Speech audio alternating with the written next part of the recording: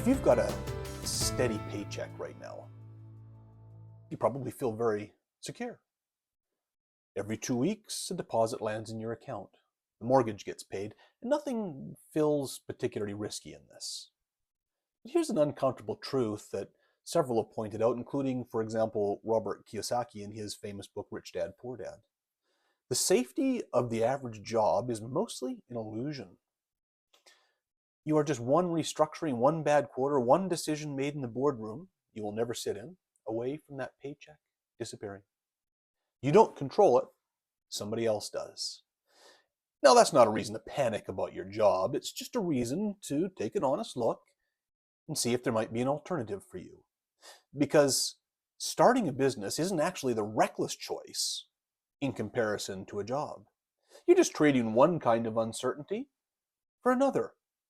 But with a business startup, it's a kind of uncertainty that you get a large degree to control. Kiyosaki has a diagram that I really like. He calls it the Cashflow Quadrant.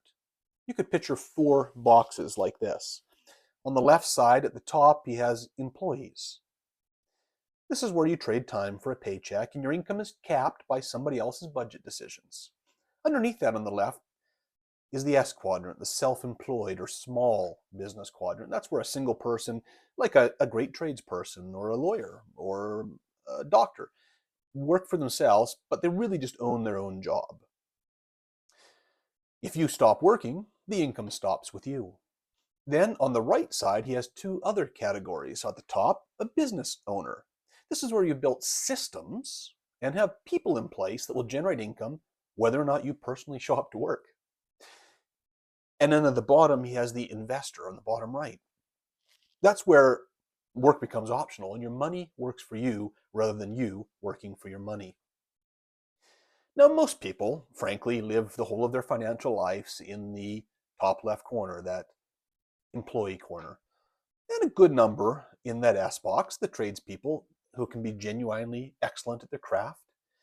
But you're still trading time for money.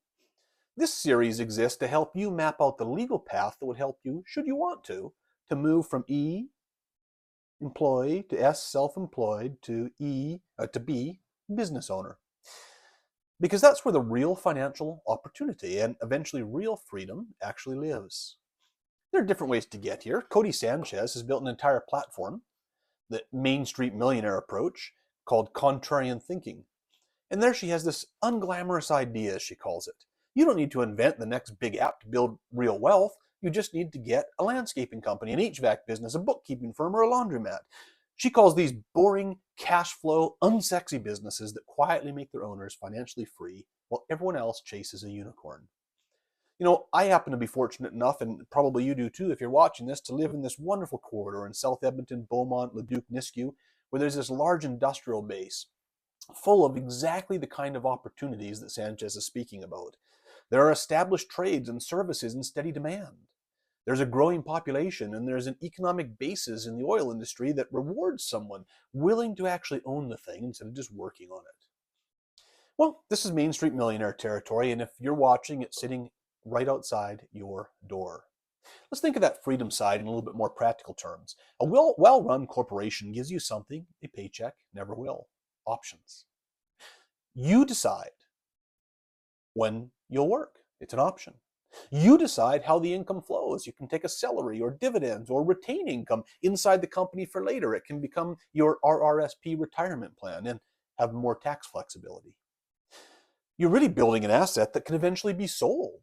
And I talk about this in my other YouTube series, From Build to Sold, which you might want to look up. A job, that ends when someone else decides it ends. A business, structured property from day one, ends when you decide it ends. There's something past the money.